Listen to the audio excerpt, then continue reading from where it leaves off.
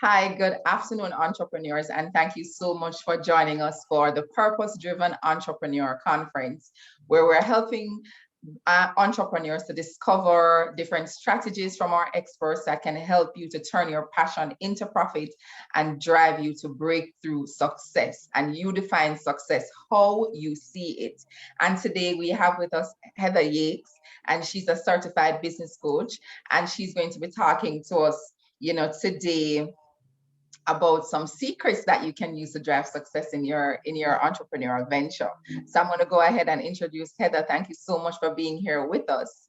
Heather is an internationally recognized business and executive coach and employee engagement expert, ranking in the top 10 in the United States and top 20 worldwide. So she's a big deal.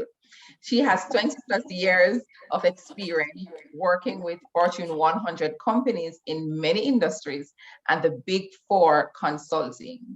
Highlights of her corporate career includes leading the Arthur Andersen supply chain consulting team and her role as vice president of corporate strategy and purchasing for Leggett at Platts CVP, a $5 billion publicly traded conglomerate.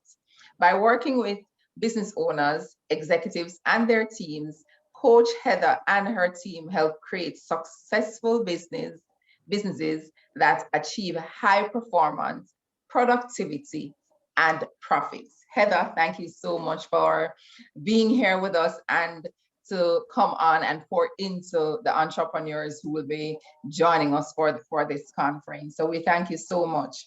So we would have said earlier that Heather, sorry, will be sharing some secrets with us. Mm-hmm. And, we've been having some really enlightening discussions about how entrepreneurs can move from one era to the next. And I am Michelle O'Connor. I'm a business coach located here in Jamaica. And one of the things that drew me to doing this is that as I interacted with entrepreneurs who it was just them operating their business, I realized that they needed someone who could really help them to pull their business plan together so they have an action plan to work with going forward. And so, I'm doing this conference, touching your lives, and hoping that all our experts that come on will say something that can impact how you drive to success in the future. So we're going to get right to it, Heather.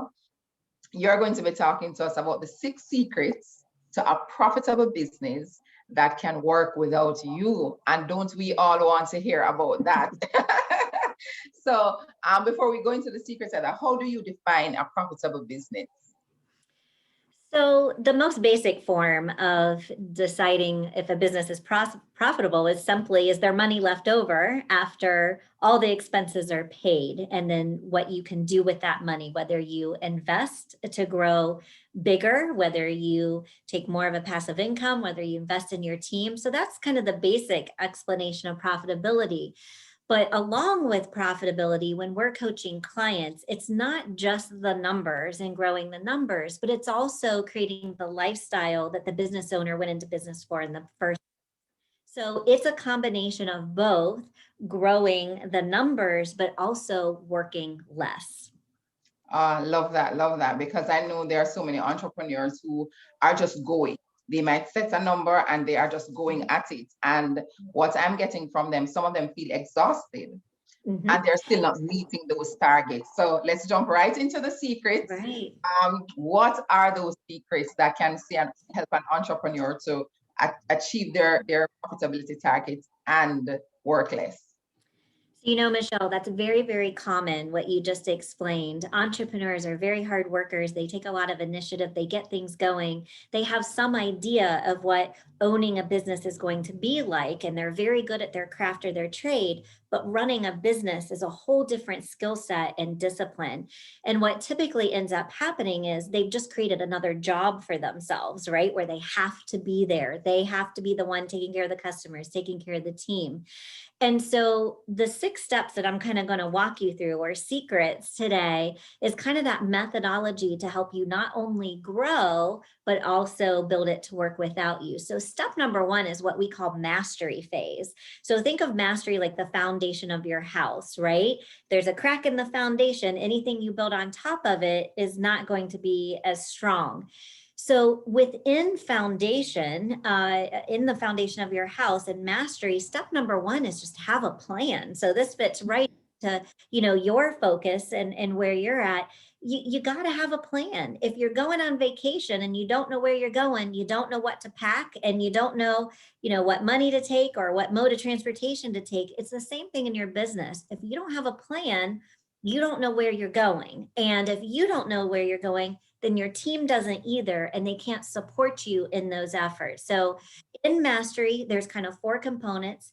Have a plan, right? Destination mastery. There's also time mastery, which is focused on making sure that you have time set aside to work on that plan. So it's working on the business, not in the business, right? And then a third component is financial mastery. You've got to know your numbers, and not knowing how to read your financials is not a good excuse. If you don't know it, learn it or get a coach to teach you how to do it. And then the fourth part of mastery is actually excellent customer service and delivery, because it doesn't do any good to build an excellent marketing campaign if your delivery and customer service is not top of the line. So step number one is just mastery. Have a plan, know your numbers, make sure you carve out time to work on your business, and have great, excellent customer service. I love that, Heather. And I was just talking to somebody over the weekend about excellent customer service, because it's the simple things. I hired a VA to do some work for me, and there's a grammatical error in the thing, and it was just posted. And those are the things that entrepreneurs are looking for, because you're on the go, things can happen, but if you're delivering a service to somebody, help them to make sure that they also look good. And you touched on finance. Persons will say, oh, I'm not good with the numbers, or I wasn't good in accounting. You can't be operating a business and not know your numbers. Absolutely. You have to know, is there money left? You have to know where the money is going, and you have to know, how am I going to increase this line item? And as Heather shares, if you don't know it, get somebody to teach you, or hire somebody on your team to take care of it and learn from them as they go along. And my number one thing is plan. And the time, we talk about entrepreneurs even feeling frustrated. Ensure that you design your day and have time to focus on the things that you want. So all loving mastery. On to the next. Yes, sadly, that's just step one, right? Or secret number one. So you got a long way to go. So very important to have a guide along the way. So step number two and secret number two is actually what we call niche. So it's truly understanding your unique position in the marketplace. What makes you different? Oftentimes, business owners feel that they compete on price. No business should ever compete on price, because if you're truly adding value and are able to articulate that value in your sales and marketing, then price should not even be a discussion. And the challenge I'll always give business owners if they argue with me about competing on price, I'll challenge the audience here to name something that you buy personally that you spend more money for, that you can get cheaper. You all can name something, right? Whether it's your hair, whether it's car, whether it's clothes, something. So why would your business be any different? You have to find what those A clients are for you, or those A customers, and why they would buy from you. So it's really defining your unique niche, your unique selling proposition. And then on top of that, what is the marketing plan that will help you find those ideal clients? We don't just want to throw money at marketing. We want to be very specific about who we're targeting and what we're going after. So it's identifying that ideal client and matching our marketing, our advertising, and our marketing plan to attract what we want to attract. Love it. As you spoke about competing on price, I'm just thinking about it. I can think of so much, even just going to the supermarket. They all sell the same thing. And you may know that some of them are more expensive than the other, but guess what? You have adequate space that you can walk down the aisle. There's secure parking. There are different things. The fruits are fresh, you name it. There are Right. so many things that if you identify your niche, you know, this is the market I'm going to target, this is how I'm going to be reaching them. Then if you know you're delivering value for service, then go ahead and, you know, develop that marketing plan. And I love it that you know, you made sure that you set the base as to what it is they want, and then you develop the marketing plan after. Because one of the things that we want business owners and entrepreneurs to understand is that you are not just getting up and saying, oh, you know, I feel like I want to send this email, or I feel like I want to make this post. It should all be linked to the plan that you have. So great gems, guys. We're getting all the secrets right here. So Right. on to number 3. Okay, so secret number 3 is, now that you've got a good foundation, you have a great marketing plan that you're testing and measuring, and you've got great predictable cash flow. The next thing that we start working on is what we call leverage. So remember, the goal here is not just to build this massive profitable business, but it's also to get it to work without you. And so we need to start thinking about whether you ever intend to franchise your business or not. I want you to approach it in that way. In other words, it's so well defined, it's so systematized that it could literally be sold as a little package, all bundled up of here's how to run this business. The reason this is important, again, you don't need to be in the business of franchising, but I want you to think of it in that way. Every system that you have needs to be documented or on a video instruction, however you want to do it. So here's how we answer the phone. Here's how we process invoices. Here's how we deliver our product or service, because we have to take what's out of the owner's head and get it systematized for other people to follow.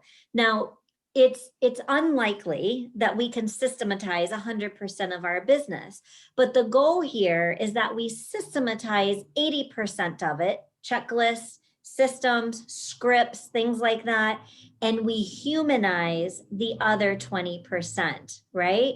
So it's taking and leveraging that owner's time, their team, and their money to build a system that can run on their behalf, not just what's in their brain. Yeah. And as you share that, when we talk about persons even feeling frustrated or feeling overwhelmed, it's because it's all up here. And if they're to call somebody to help them, they're thinking of, I'm either going to take the time to share with this person how we are going to do what I'm doing, or I'm going to serve this customer.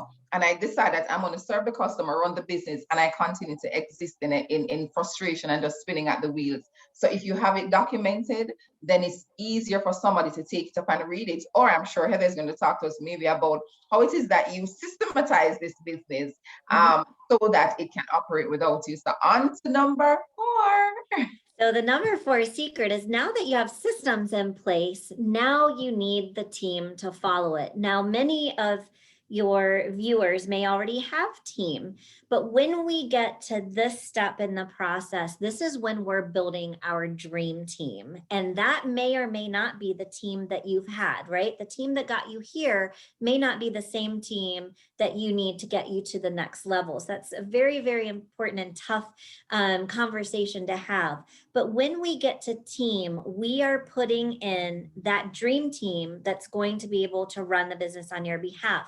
So this is when we have a work on our recruiting and our hiring system, having good job descriptions or position contracts in place, having key performance indicators. So it's one thing to write the system, but how do we know that they're following it or that they're being as productive as we want them to be? So having good key performance indicators where we measure and hold the team accountable, right, for the work that they are supposed to be doing and the expectations that they're supposed to meet. And then having a good review system so that we're continually developing, giving feedback to those team members to keep them, you know, elevated to the next level. So lots of work to be done in team. I'm just giving you the high level points, but very, very important to focus on, as well as the culture of the team. Yes.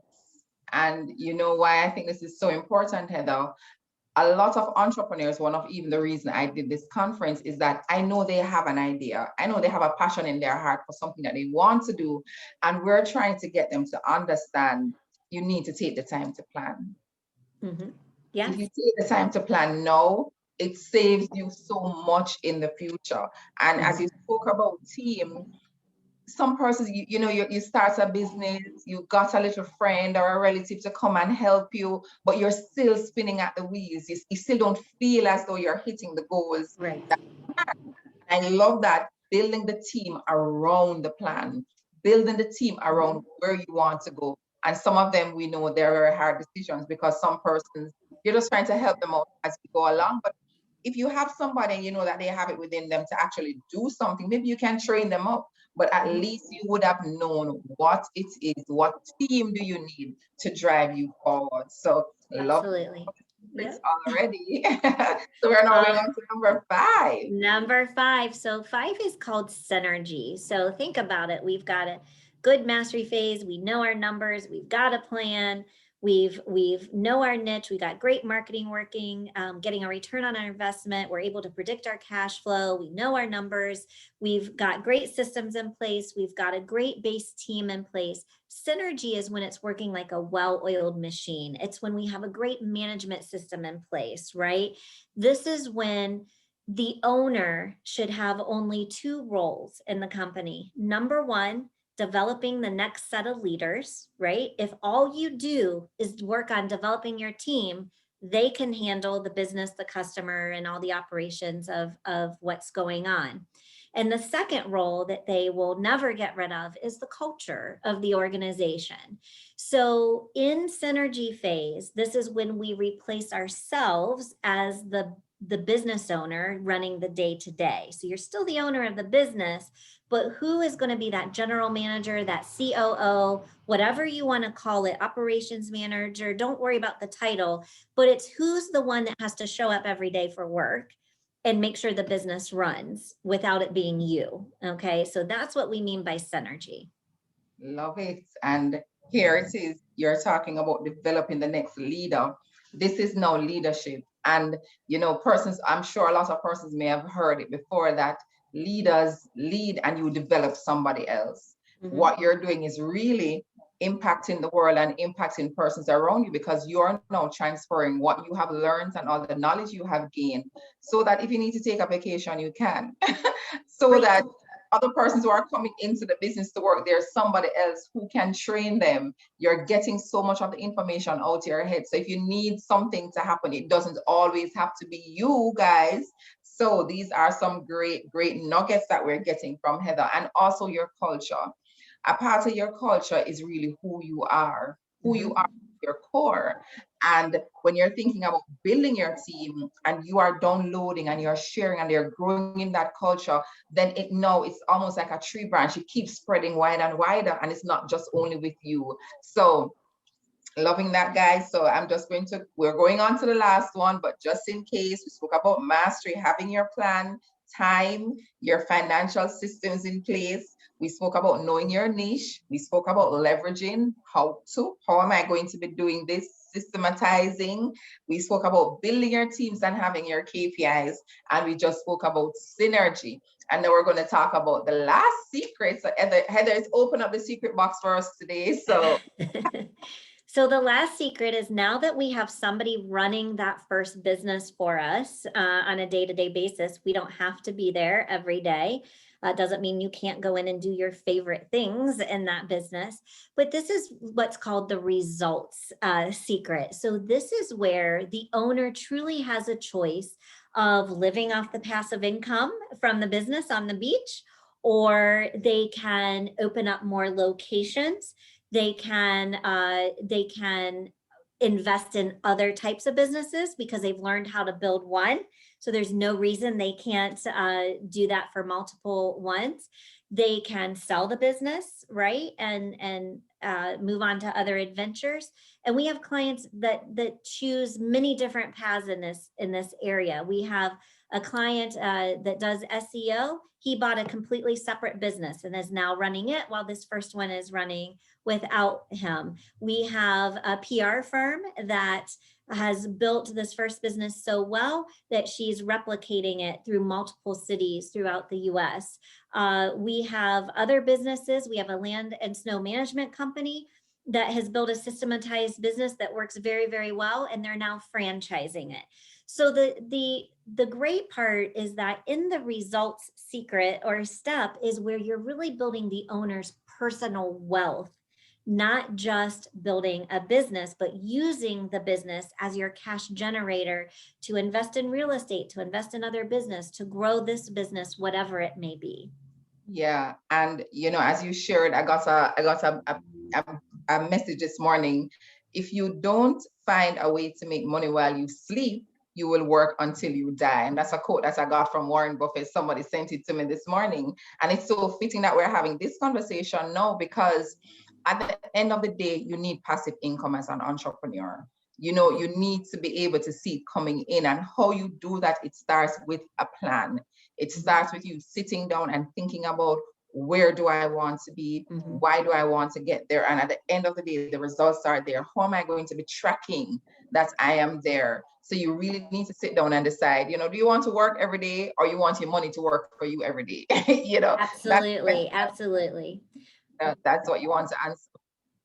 You had something else to share, Heather?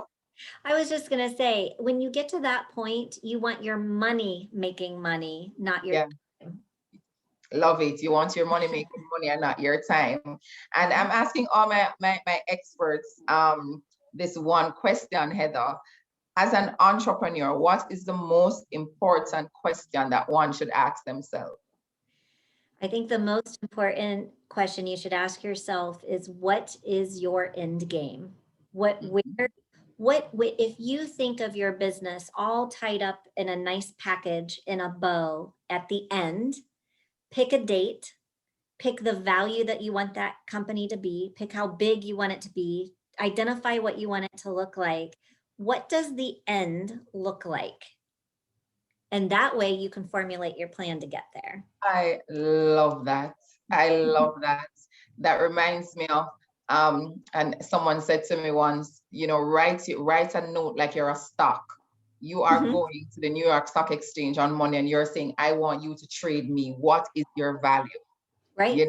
Right. What is your end game? So you heard it from Heather. What is your end game? And I really hope that entrepreneurs take these advice, because they are so fitting and they are real, and it saves you a lot. You may take some time in the beginning to start and to do the plan and to work the plan, but in the end, you're going to have a system that is set up so robust and can function that you're going to be able to let your shoulders down and take a breath. So guys, you got the 6 secrets. Thank you, Heather. And before she goes, I just want her to talk to us about a little about what you do, and how persons can find you. We're going to be dropping the link right below the video, guys, so you can go ahead and click and access.